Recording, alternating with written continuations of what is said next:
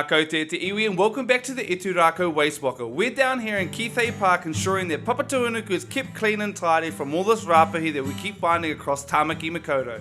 And I think the common trend that we're finding out there is school lunches. So a lot of the food that you guys are making as parents for your tamariki is ending up out in there in our te ao environment. So I think it's really key sure that we try and educate our children on the best we can about picking up and maintaining not dropping our rubbish on the whenua. Because as we're walking around, we start to see more rubbish come by when we get close to a dairy. This is something that we see quite consistently, and a lot of times it's the school children that are going into these dairies purchasing these snack foods and they're just ditching them on the side of the road.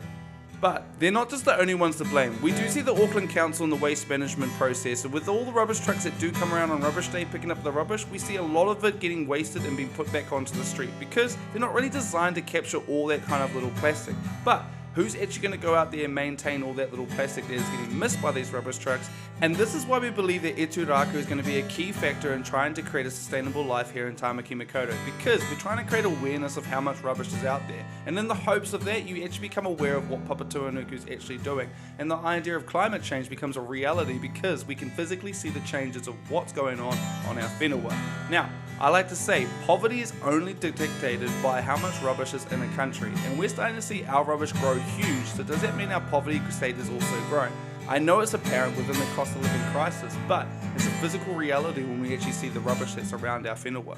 And I think the real challenge is actually going out and getting people to come and pick rubbish up off the streets. You know, it's not the most fun thing to actually go out there and pick rubbish up. So creating a new way of how we do this is what Etu Rakau is very focused on. And it's about creating playful experiences. This is so our tamariki are more engaged in trying to pick up rubbish and creating fun ways of how they can do this. Listening to music and having their same beats.